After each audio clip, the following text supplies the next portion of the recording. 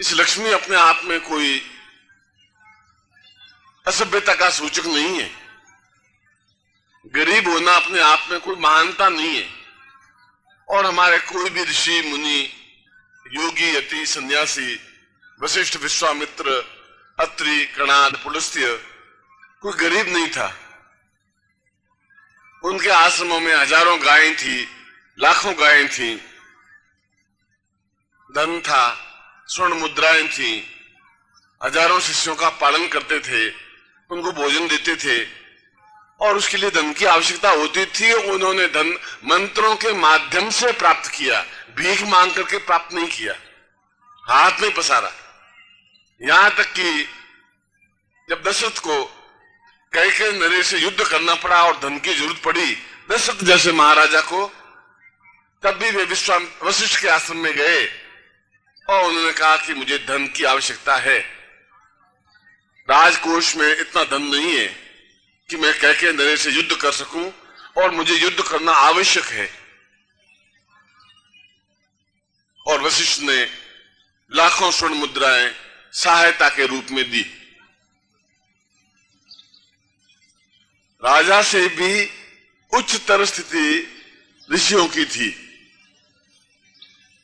ऐसा क्यों था? इसलिए था कि उनके पास देव बल था। वे प्रजा से धन वसूल करते थे राजा लोग, मगर वे देवताओं से धन प्राप्त करते थे, मंत्रों के माध्यम से धन प्राप्त करते थे।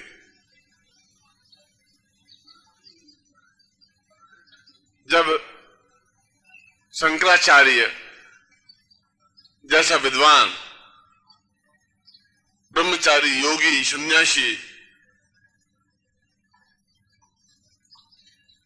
भिक्षा मांगने के लिए गए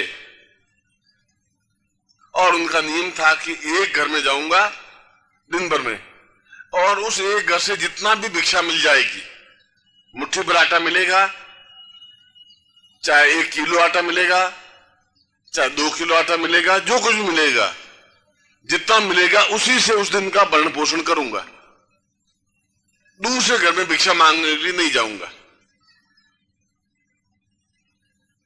वे एक ब्राह्मणी के घर में गए। एक विधवा ब्राह्मणी थी और दरवाजे पर शंकराचार्य जैसे महान विद्वान ने अलख लगाई, भिक्षान देहि। आंगन में शंकराचार्य खड़े और ब्राह्मणी बहुत सकुचाई, बहुत उदास, बहुत दुखी, बहुत विवल। उसने कहा, शंकराचार्य जैसा योगी मेरे दरवाजे पर आया है भिक्षा प्राप्त करने के लिए, और मेरे घर में तो मुट्ठी भर आटा भी नहीं है, पहनने के लिए जो साड़ी है वो एक ही साड़ी है और वो भी साल भर पुरानी घिस गई है,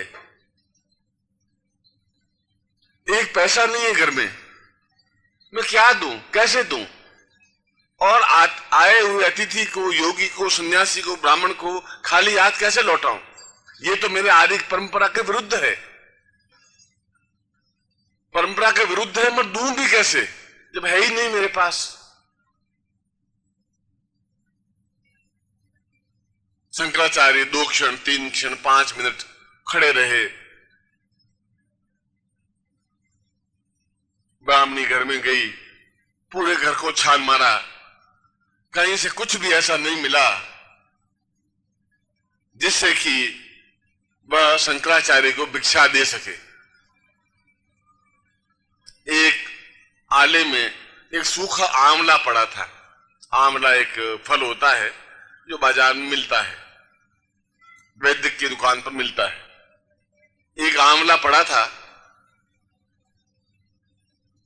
वह डगमगाई कदमों से वो हाथ में आंवला लेकर के उस फटी हुई साड़ी से किसी प्रकार से तन ढकती हुई एक 65-70 साल की वृद्धा डगमगाती हुए कदमों से आकर के उसके भिक्षा पात्र में आंवला डाल दिया और हिचकिचाकर रोने लगी। आंखों से आंसू की धार बह निकली। उसने कहा, महाराज आप सन्यासी हैं, आप शंकराचार्य हैं, आप अत्यंत विद्वान हैं, आप पहली बार मेरे घर में जीवन में आए हैं, ये मेरा सौभाग्य है। मगर मैं अत्यंत गरीब हूं, अत्यंत विपन्न हूं, अत्यंत दुखी हूं, अत्यंत दरिद्री हूं। शायद मेरे भाग्य में धन जैसे कोई लाइन विधाता ने लिखी ही नहीं है। जीवन भर गरीबी से ही जीवन काटा है, एक साड़ी 5 साल तक चलाई है, और एक सुख आंवला है, और कुछ मेरे पास है नहीं। खाली आज मैं आपको लौटा नहीं सकती, आप इसी को मेरी भिक्षा स्वीकार कर लें। शंकराचार्य की आंखों में आंसू आ गए। क्या इतनी गरीबी भी हो सकती है? क्या इतनी दरिद्रता भी हो सकती है? और यदि विधाता ने यदि इसके ललाट पर, इसके भाग्य में गरीबी की रेखा खींच दी है, तो फिर मैं सन्यासी क्यों हूं? मैं फिर मेरे पास मंत्र क्यों है? क्यों मैं उस लकीर को नहीं मिटा सकता? मुझे लकीर को मिटाना चाहिए और इसके जीवन में संपन्नता लानी चाहिए। क्या जीवन भर दरिद्री बनी रहेगी ये? फिर मेरे जीवन का अर्थ क्या? फिर मंत्रों का अर्थ क्या? फिर वेदों का अर्थ क्या? फिर शास्त्रों का अर्थ क्या? फिर साधना का मतलब क्या? जो भाग्य में गलत योग लिखा हुआ है, चाहे दरिद्रता है, चाहे रोग है, चाहे अकाल है, चाहे मृत्यु है, चाहे अभय भय है, चाहे कष्ट है, चाहे पीड़ा है, चाहे बाधा है, विधाता ने लिख दिया आपके और प्रत्येक व्यक्ति के भाग्य में। वह भाग्य लेकर के आप पैदा हुए, बड़े हुए। क्या कोई युक्ति नहीं है? क्या उसी को भोगना ही है? फिर भोगना ही है तो आपको यहां एकत्र होने की जरूरत भी नहीं है, मेरी जरूरत भी नहीं है, फिर शंकराचार्य की भी जरूरत नहीं थी, फिर मंत्रों की भी जरूरत भी नहीं थी। जो भोगना है तो फिर भोगना ही है। फिर ये सब प्रयत्न, ये सब मंत्र क्यों है? फिर क्यों करें हम? फायदा भी क्या इससे? जब जीवन दुख लिखा है तो दुख भोगना ही है, जब गरीबी लिखी है तो गरीबी भोगनी ही है। और वहीं पर शंकराचार्य ने आंगन में खड़े खड़े ही एक स्तोत्र रचना की। उस स्तोत्र का नाम है कनकधारा स्तोत्र। आप में से कई लोगों ने पढ़ा होगा, देखा होगा, और मंत्र तंत्र यंत्र पत्रिका में हमने पूरा प्रकाशित किया है। और खड़े खड़े ही उन्होंने उस कनकधारा स्तोत्र की रचना की। और जो ही वह कनकधारा स्तोत्र पूरा पढ़ा और त्यों ही स्वर्ण की वर्षा प्रारंभ हुई उस आंगन में।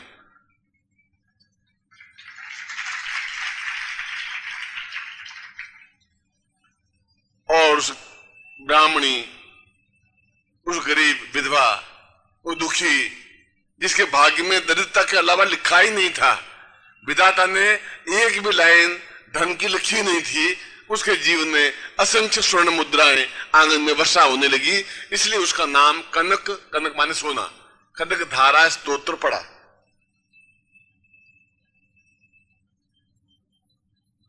यह तो शंकर भाष्य में लिखा हुआ है, यह तो मेरी कई कहानी नहीं है, यह हमारे पूर्वजों की गाथा है। कनक धारा स्तोत्र का उच्चारण कर रहा हूं, जो कि अपने आप में अद्भुत है और बहुत ही भाग्यशालियों के घर में ही इस प्रकार का कनक धारा स्तोत्र का पाठ किया जाता है।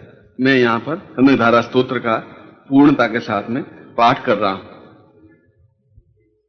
अंगम हरे पुलक भूषणमाश्रयन्ती भृंगांगनैव मुकुलाभरणं तमालम् अंगीकृताखिल विभूतिरपांगलीलाम् मांगल्यदास्तु मम मंगल देवतायाम् मुग्धा विदर्दति विददे वदने मुरारे प्रेमत्र प्रणीतानि गरागतानि माला दशोर्मधुकरी महोत्पलेया सा मे श्रियं दिस्तु सागर संभवाया विश्वामरेन्द्र पद विभ्रम दान दक्ष मानंद हेतुरधिकम मुरविद्विषोऽपि ईशन्निशि ऋतुमयी क्षणमीक्षणार्ध मिंदी वरोदर सहोदर मिंदिरायाम् आमीलिताक्षम निगम्य मुदा मुकुंद मानंद कंद निमेष मनंग तंत्रम आके करस्थित नी निकपक्षुनेत्रम् भूत्यै भवेन् मम भुजङ्गशयाङ्गनाया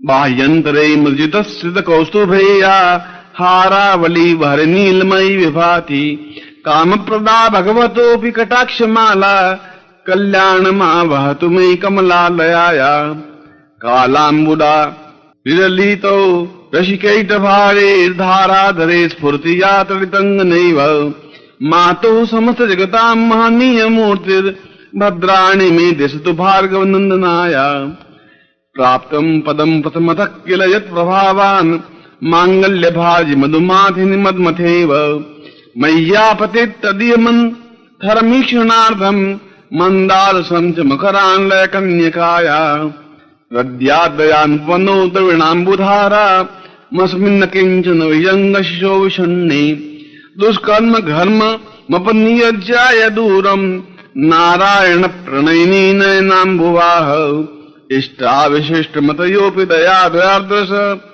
दृष्ट्वा त्रिविष्टपदवम् सुलभम् सदत्ते दृष्टिप्रष्टकमलोदरदीप्तिदिष्टाम् पुष्टिकशिष्टमम् पुष्करविष्टराया ये देवतेति गरुडध्वज सुन्दरीति शाकम्भरीति श्रीशेखरवल्लभेति षष्ठी स्थिति प्रलये शिलसंसितायै तस्यै नमस्त्रिभुवनैक गुरुस्तरुण्ये श्रुत्यै नमोस्तु शुभकर्म फलप्रसूत्यै रत्यै नमोस्तु रमणीय गुणार्णवायै शक्त्यै नमोस्तु सतपत्वनिकेतनायै पुष्ट्यै नमोस्तु पुरुषोत्तम वल्लभायै नमोस्तु नालिकनिभाननायै नमोस्तु दुग्धोदतिजन्मभूत्यै नमोस्तु सोमामलसोदरायै नमोस्तु नारायण वल्लभायै सम्पत्कराणि सकलेन्द्रियनन्दनानि साम्राज्यदानवानि सरोरुहाक्षि त्वदुन्दनानि दुरिताहरणोद्यतानि मामेव माधनिशं कलयन्तु मान्ये